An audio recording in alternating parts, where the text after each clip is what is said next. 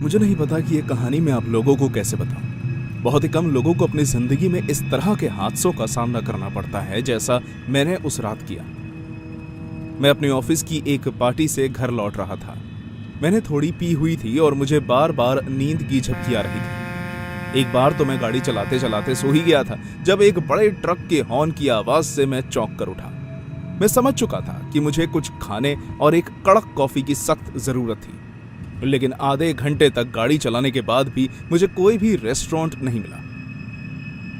मैं उम्मीद छोड़ चुका था कि तभी मुझे सड़क के किनारे एक 7-Eleven का स्टोर दिखा।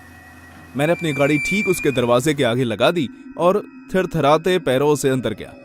काउंटर के दूसरी तरफ एक बूढ़ा आदमी आंखें बंद करके बैठा हुआ था। एक्सक्यूज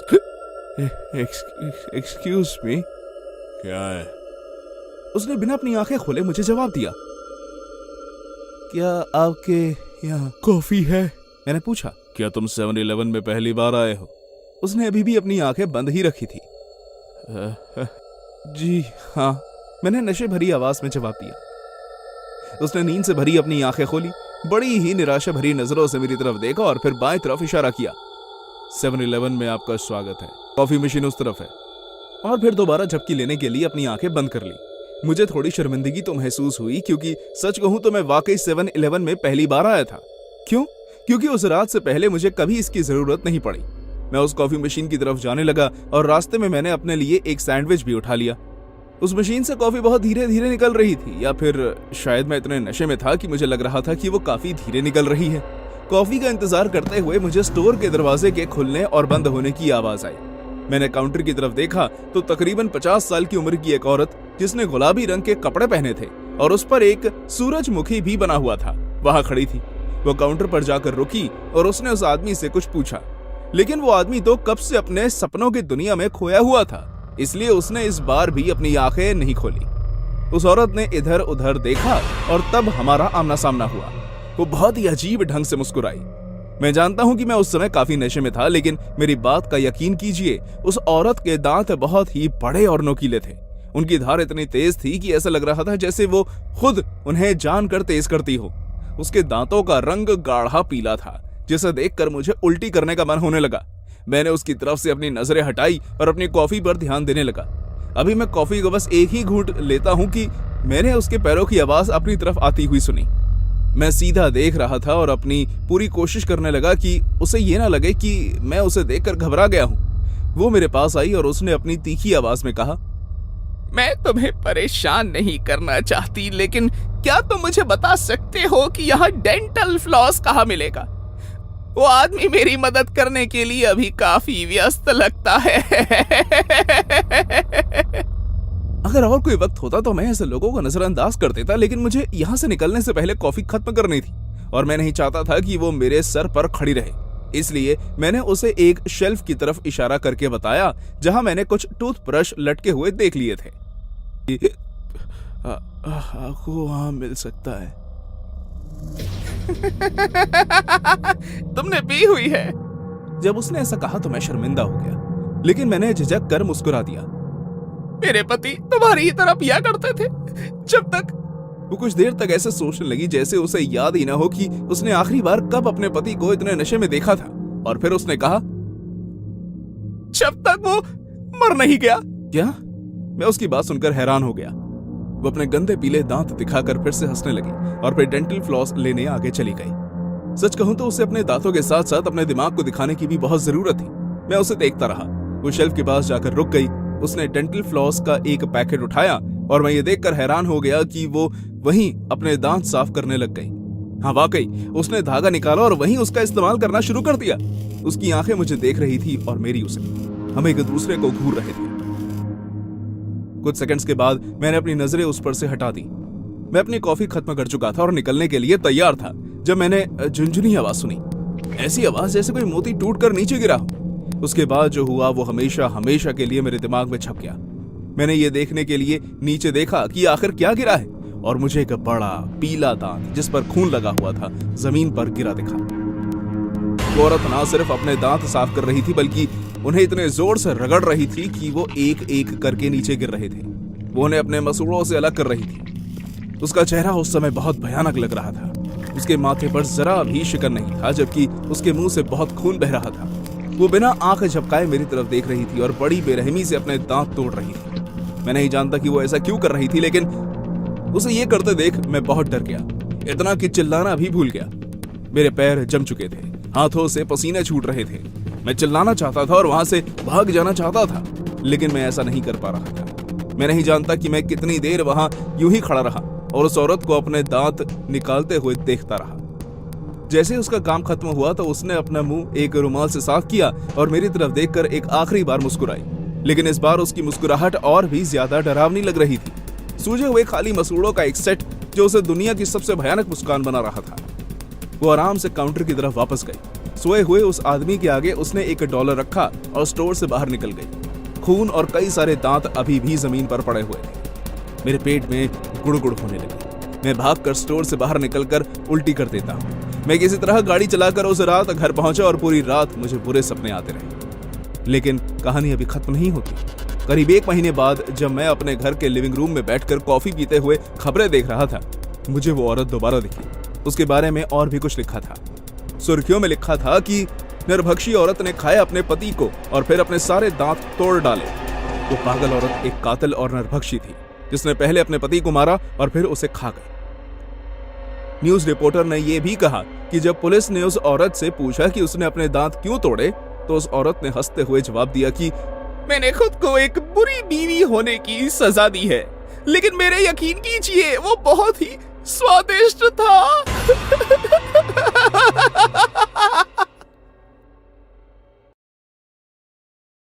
मैं मेन राज्य में एक गैस स्टेशन में काम करता हूँ। ये काफी शांत नौकरी है, लेकिन मुझे इससे कोई दिक्कत नहीं। बाकी के आम दिनों की तरह इस दिन भी एक आदमी मोटा कोट और सर पर टोपी पहने स्टोर में आया और उसने मुझसे बबल गम मांगी। क्या आपको और कुछ भी चाहिए? नहीं, बस इतना ही। आपको कुल मिलाकर देने होंगे $3.95। आपका दिन शुभ हो। मैंने उसे उसका बिल दिया। उसने मुझे कैश में पैसे दिए और वहां से चला गया। ये हर रोज होता है, आप समझ सकते होंगे, लेकिन उस दिन कुछ अलग ही हुआ। मेन एक ऐसा राज्य है जिसे आप शब्दों में बयान नहीं कर सकते जब तक आप वहां खुद ना हो आए।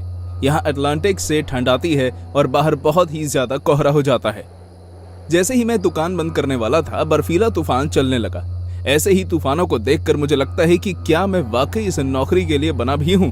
खैर, मैं मुद्दे से भटक गया। आइए मैं आपको समझाता हूँ कि उस दिन मेरे साथ क्या हुआ और मैं क्यों दोबारा 7-Eleven नहीं जाना चाहता। मैंने ठंड में बाहर निकलते हुए उस ग्राहक को हाथ हिलाकर बाय कहा और उसके साथ साथ खुद भी दुकान से निकल गया।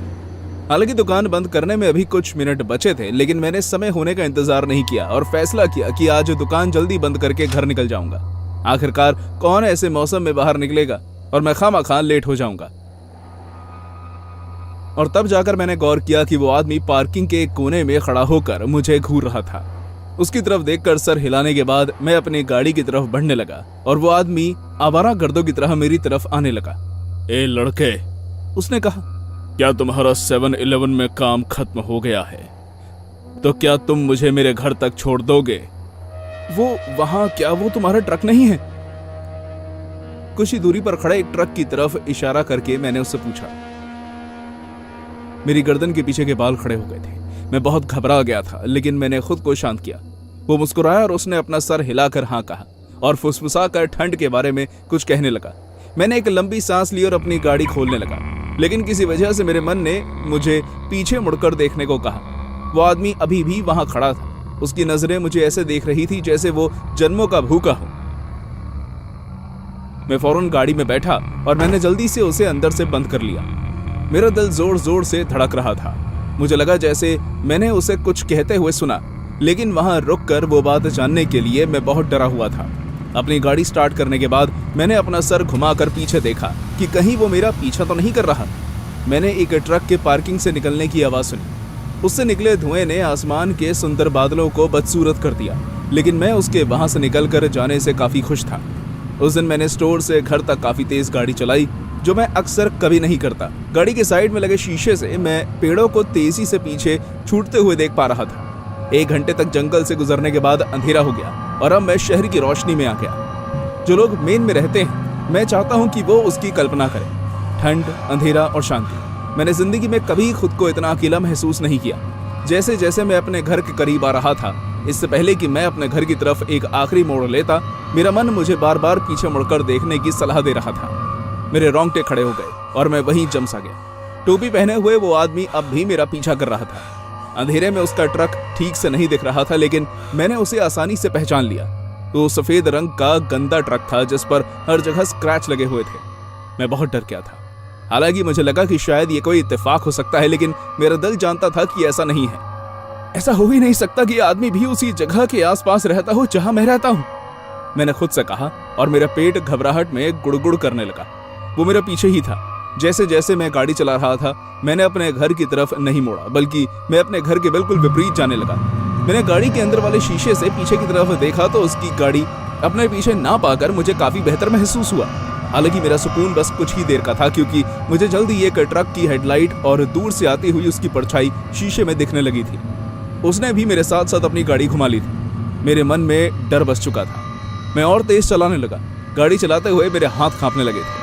मैंने तय कर लिया कि इस बार मैं एक ऐसी गली में अपनी गाड़ी चुपके से रोक दूंगा जहां कोई रोशनी नहीं होगी।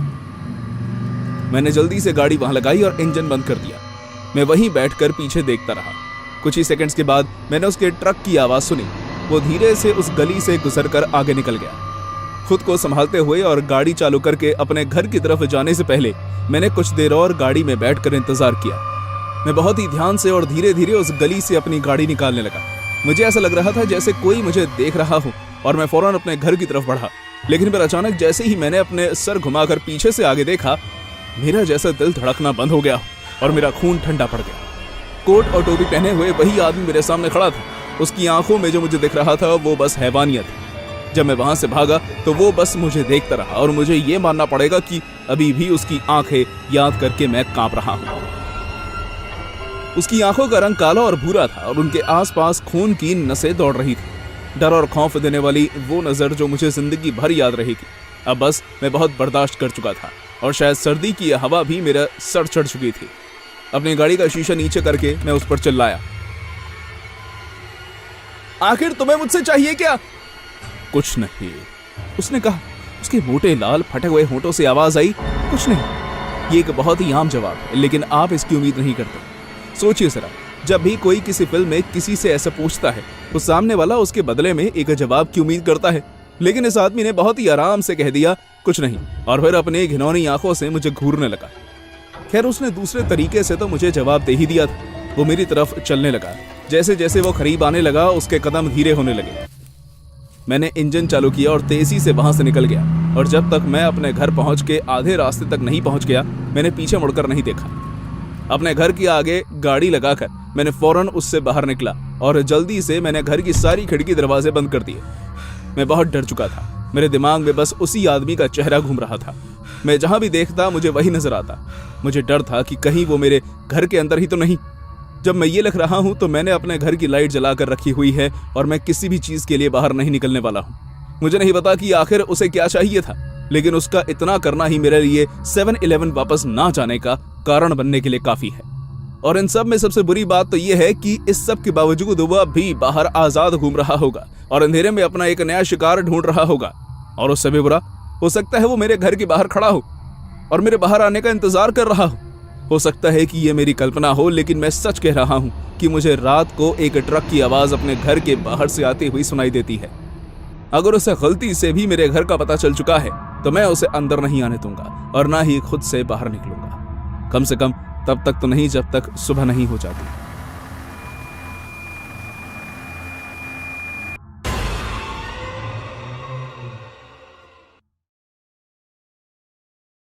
हे, मेरा नाम एलोडी है और अगर मैं आपसे कहूं कि मैं अपने बच्चों के लिए कुछ भी कर सकती हूं तो यकीन मानिए मैं सच कह रही हूं। मैं जानती हूं कि हर मॉम यही कहती है, लेकिन मुझे इस बात का सबूत देने का मौका 7-Eleven में मिला। ये सब तब हुआ जब मैं एक दिन अपने बच्चों के साथ 7-Eleven गई। जब मैं प्रेग्नेंट थी तो इनके डैड हमें छोड़कर चले गए, इसलिए जब भी मेरे पेरेंट्स इनका ध्यान नहीं दे पाते थे तो मुझे इन्हें अपने साथ ही ले जाना पड़ता था। उस दिन मेरे बच्चे स्कूल नहीं गए थे क्योंकि उनमें से एक बीमार था और मुझे डर था कि उसकी बहन की वजह से क्लास के बाकी बच्चों को भी इन्फेक्शन हो सकता है। जब हम 7-Eleven पहुंचे तो शायद मेरा ये कहना ठीक होगा कि अब वो बीमार नहीं लग रहा था। मॉम, मुझे आइसक्रीम चाहिए। मॉम, अगर इसने आइसक्रीम खाई तो मैं भी आइसक्रीम खाऊंगी। ये गलत बात है, मैं बीमार हूँ। झूठे, तुम बीमार नहीं हो, देखो तुम कितने ठीक लग रहे हो। गाइस, मॉम, क्लॉडेट मुझे परेशान कर रही है, उसे कहो कि मेरी तबीयत ठीक नहीं है। मुझे मेरे पूरे नाम से मत बुलाओ, मैं तुम्हें उसी नाम से बुलाऊंगा जिससे मैं चाहूं, क्लॉडेट। गाइस, तुम बहुत ही मतलबी हो। मैं बीमार हूं और तुम मुझ पर चिल्ला रही हो। बच्चों, अब बस करो। जैसे ही हम यहाँ से बाहर निकलेंगे मैं तुम्हें आइसक्रीम दिलवाऊंगी, ठीक है? लेकिन सिर्फ तब जब तुम तमीज से पेश आओगे, ठीक है? बच्चे, है ना? जब मैं पीछे मुड़ी तो एक आदमी मेरे पीछे खड़ा था। उसका चेहरा बहुत ही उदार और मुस्कान बहुत ही मिलनसार थी। उसकी आंखें काफी बड़ी थी। मेरे जवाब के इंतजार में वो मुझे देखता रहा। माफ करना, आपने तो मुझे डरा ही दिया। हाँ, ये लोग बहुत ही शैतान हैं। ये जुड़वा है ना? तुम्हें अच्छे से पेश आना चाहिए और अपनी मॉम को तंग नहीं करना चाहिए। जी सर। हाँ, ये देखने में बेकाबू लगते हैं लेकिन असल में ये बहुत ही अच्छे बच्चे हैं। खैर, अब हमें चलना चाहिए। मिलकर अच्छा लगा सर। मुझे भी। क्या तुम यहाँ अक्सर आती हो? कभी कभी। आपका दिन अच्छा हो। बहुत ही असुविधाजनक महसूस करते हुए मैं अपने बच्चों के साथ उस जगह से निकल गई। वो आदमी बहुत ही अजीब था। क्या आपको वो आदमी अच्छा नहीं लगा मॉम? मुझे लगता है कि उस आदमी को मॉम काफी अच्छी लगी। बिल्कुल भी नहीं। ऐसे लोगों से कभी बात मत करना। वो आदमी बहुत ही घटिया था। अगले कुछ मिनट काफी यहाँ बीते। उसके बाद मुझे वो आदमी दोबारा नहीं दिखा और जब तक मैं चेकआउट लाइन तक पहुंची मैं उसके बारे में भूल भी चुकी थी। लाइन में पहुंचने के कुछ ही सेकंड्स के बाद वो आदमी मेरे पीछे आकर खड़ा हो गया। काफी अच्छा दिन। जी सर। उस आदमी से परेशान होकर मैंने जवाब दिया। तुम्हें पता है कि मैं इस पड़ोस में नया हूं और मुझे खरीदारी करने के लिए आसपास बहुत ही कम जगह पता है। मैं बहुत ही अकेला इंसान हूं जिसके बच्चे भी नहीं है, इसलिए तुम्हारे जैसा मिलनसार लोगों को देखकर मुझे अच्छा लगता है। मेरी मॉम को लगता है एकदम। अल्फोंसे, इसकी बातों का बुरा मत मानिएगा, ये तो बच्चा है। मैं उम्मीद करती हूँ कि आप अपने पड़ोस में जल्द ही घुल मिल जाएंगे। मुझे ये बात तो माननी पड़ेगी कि उसकी बात सुनकर मुझे उस समय उसके लिए बुरा तो लगा था, लेकिन मैं अभी भी उसकी मौजूदगी से बहुत ही असुविधा महसूस कर रही थी। मैं उसे जल्द से जल्द दूर होना चाहती थी। कोई बात नहीं, मैं समझ सकता हूँ कि बच्चे अक्सर काफी बुरा बर्ताव करते हैं। क्या तुम्हें कभी कभी यह नहीं लगता कि काश ये मर गए होते? उसके ये शब्द सुनकर मेरा खून खौल उठा। मैं गुस्से में पीछे मुड़ी। क्या कहा तुमने? ओह, शांत हो जाओ, मैं तो बस एक बात कह रहा था। कोई भी इन फरिश्तों को मारना ही नहीं चाहेगा, है ना? तुम एक बहुत ही घटिया इंसान हो। मुझे या मेरे बच्चों से बात करने की कभी कोशिश भी मत करना, समझे तुम? हाँ, क्यों ना? वो अभी भी मुस्कुराता रहा जैसे मैंने उसे जो भी कहा उससे उस पर कोई असर ना हुआ हो। इतना गहरा सोचने के लिए मुझे माफ करना। मैं आज के बाद तुम्हें परेशान नहीं करूंगा। मैं अभी भी गुस्से में थी और वापस से पीछे मुड़ने ही वाली थी कि एक चीज ने मेरा ध्यान खींच लिया और मुझे ये उससे कहना ही था। एक मिनट, क्या तुम्हारा बैग खाली है? तुम यहाँ करीब 20 मिनट से हो और तुमने कुछ भी नहीं खरीदा। और तो और तुम लाइन में क्या कर रहे हो? क्या तुम हमारा पीछा कर रहे हो? इस टाइम तक मैं चिल्लाना शुरू कर चुकी थी। मुझे कोई फर्क नहीं पड़ता था कि कोई मुझे सुन रहा है, बल्कि मैं चाहती थी कि लोगों को उस आदमी के बारे में पता चले। ओह, मुझे लगता है कि मुझे कुछ मिला ही नहीं, है ना? इसका मतलब है कि मुझे लाइन में इंतजार करने की भी जरूरत नहीं है। तुम्हारा दिन अच्छा बीते। और ऐसा कहकर वो वहां से चला गया। जब बिल करवाने की बारी मेरी आई तो कैशियर ने मुझे वहां के एक सिक्योरिटी गार्ड के साथ जाने के लिए कहा, जिस बात पर मैंने भी हाँ कहा और एक आदमी हमें हमारी गाड़ी तक छोड़ने आया। जब हम पहुंचे तो सिक्योरिटी गार्ड ने हमसे इजाजत ली और चला गया। मैंने अपनी गाड़ी खोली। मैं जानती थी कि अब कुछ गलत नहीं होगा, कि वो आदमी जा चुका है, लेकिन मुझे अभी भी अजीब महसूस हो रहा था। मैंने अपना सारा सामान अपनी एसयूवी में रखा और इससे पहले कि मैं वहां से निकलती, मेरा बेटा गाड़ी बंद करना चाहता था। एल, इन सब के लिए ये अच्छा समय नहीं है। लेकिन आपने मुझसे वादा किया था मॉम, प्लीज मुझे दरवाजा बंद करने दीजिए ना। आपने वादा किया था मॉम, अब आप उससे पीछे मत हटिए। ठीक है, लेकिन जल्दी करना। मैं जाकर इंजन स्टार्ट करती हूँ। ये जब एल दरवाजा बंद कर रहा था तो मैं क्लॉडेट के साथ अपने फोन में आसपास किसी आइसक्रीम की दुकान ढूंढ रही थी। मैं जानती थी कि उस काम के लिए ये कोई अच्छा वक्त नहीं था, लेकिन अगर मैं ये काम भी नहीं करती तो बच्चे गाड़ी में बैठकर मेरा सर खा जाते और तब ये काम करना ज्यादा मुश्किल लगता। मॉम, क्या आप हमें लेमन आइसक्रीम दिलवाएंगी? एल, तुम गाड़ी में कब बैठे? काफी देर पहले। मैंने तो दरवाजा पक्का बंद कर दिया। लेकिन बेटे, पीछे का दरवाजा तो अब तक खुला है। क्या? तुमने उसे ठीक से बंद नहीं किया, इसलिए वो खुल गया। कोई बात नहीं, मैं बंद कर देती हूँ। दरवाजा बंद करने के बाद मैं गाड़ी चलाने लगती हूँ और हम वहां से निकल जाते हैं। हम कुछ ही ब्लॉक्स की दूरी पर बने आइसक्रीम की एक दुकान पर जा रहे थे और वहां जाकर आइसक्रीम लेने वाले थे जो हम घर जाकर खा सके, लेकिन किसी चीज ने मेरा ध्यान अपनी तरफ खींच लिया। बच्चों, तुम बार बार पीछे क्या देख रहे हो? मॉम, पीछे कुछ हिल रहा है। क्या वो कोई चूहा है? क्या? तुम दोनों हट जाओ वहां से। मैं तो पकड़ा गया। मुझे अपनी आंखों पर यकीन नहीं हो रहा था। 7-Eleven में मिला वो आदमी, वो पागल जिसकी भयानक सी हंसी थी, मेरी गाड़ी में था। मेरे बच्चों ने उससे दूर होने की कोशिश की, लेकिन उन दोनों ने ही सीट बेल्ट पहनी हुई थी। तुम यहाँ क्या कर रहे हो? मैं पुलिस को फोन कर रही हूँ, यहाँ से बाहर निकलो। नहीं, गाड़ी मत रोको, बच्चों को आइसक्रीम खानी नहीं तो मैं अकेला छोड़ दो उन्हें, वो बस बच्चे हैं। मैं जानता हूँ, और है ना ये कमाल की बात, मुझे बच्चे बहुत पसंद है। मैं कभी प्यारे एल के साथ कुछ बुरा नहीं कर सकता। प्लीज मुझे जाने दो। क्यों ना आइसक्रीम खाने की जगह हम सीधा घर चले? मुझे इन्हें और बेहतर जानने में बहुत दिलचस्पी है। मेरी बात सुनो तुम पागल आदमी, अगर तुम्हें लगता है कि मैं तुम्हें अपने घर ले जाऊंगी तो तुम बहुत ही बड़ी गलती। नहीं, तुम मेरी बात सुनो, अगर तुम कभी भी मुझ पर चिल्लाई या तुमने मेरी बेइज्जती करने की कोशिश की तो मैं इस चाकू का इस्तेमाल करके इन बच्चों को किसी मछली की तरह खोल दूंगा, समझी? प्लीज इन्हें कुछ मत करना। नहीं नहीं नहीं नहीं, नहीं। ऐसा कुछ नहीं करूंगा। मुझे माफ करना, मैं इस तरह नाराज हो गया। क्या नाम है तुम्हारा? एलोडी। मेरी बात सुनो एलोडी, मैं तुमसे झूठ नहीं कहूंगा, मुझे तुम्हारे बच्चे पसंद है, उस तरह से नहीं, जाहिर है। मॉम, मुझे डर लग रहा है। शांत हो जाओ क्लोरेट, सब ठीक हो जाएगा। हाँ वाकई, देखो मैं तुम्हें या तुम्हारे बच्चों को नुकसान नहीं पहुंचाऊंगा। मैं बस चाहता हूँ कि तुम मुझे एल दे दो। क्या? कम ऑन, मुझे हमेशा से बच्चे चाहिए थे, लेकिन कोई भी मेरे साथ बच्चे पैदा नहीं करना चाहता, और यहाँ तक कि वो मुझे अपने बच्चे भी गोद नहीं लेने देते। तुम्हारे पास तो 2 है, तुम मुझे 1 दे सकती हो। मैं वादा करता हूँ मैं इसका बहुत ख्याल रखूंगा। मैं तुम्हें अपनी कोई भी बच्चा नहीं दूंगी, अकेला छोड़ दो हमें, नहीं तो तुम्हें बहुत पछताना पड़ेगा। इस बात के लिए मुझे पछताना पड़ेगा? तुम इतनी मतलबी कैसे हो सकते हो? तुम्हें पता है क्या, मैंने तुम्हें कहा था कि मुझे बेइज्जत मत करना। अब मेरे पास 1 बच्चा होगा और तुम्हारे पास 1 भी नहीं। गुस्से से भरा वो आदमी क्लोरेट की तरफ बढ़ा। मैंने डर में आकर वही किया जो मैं अपने बच्चों को बचाने के लिए उस समय कर सकती थी। पिछले कुछ मिनट से मैं खाली सुनसान सड़क पर आ गई थी, इसलिए अब मैं अपनी एसयूवी की गति बढ़ा सकती थी। मैंने ऐसा इसलिए किया ताकि अगर जरूरत पड़े तो मैं ये कर सकूं। मैंने कर दिखाया था, मेरे बच्चे अब सुरक्षित थे। लेकिन जब मैंने खिड़की से बाहर देखा तो वो पागल आदमी न सिर्फ हिल रहा था बल्कि खड़ा भी हुआ था। ओ नहीं, अब तुम और खड़े नहीं हो पाओगे। अपना आपा खोकर मैंने पूरी तेजी से अपनी गाड़ी उस पर चढ़ा दी। उसके बाद वो नहीं हिला। जल्दी मुझे पुलिस ने रोक लिया, जब तक उन्हें सारी बात का पता नहीं चल गया। क्योंकि यह हादसा हाल ही में हुआ है, इसलिए मैं नहीं जानती कि मुझे जेल होगी या नहीं। लेकिन मैंने जो किया उसका मुझे कोई अफसोस नहीं। जल्दी मुझे पता चला कि जिस आदमी को मैंने मारा था उस पर कई अपराध लगे हुए थे। पुलिस ने मुझे बताया कि मुझे कोई दिक्कत का सामना नहीं करना पड़ेगा। लेकिन चाहे जो भी हो, अब मुझे इस बात की तो खुशी है कि यह जगह मेरे बच्चों के लिए पहले से ज्यादा सुरक्षित हो गई है।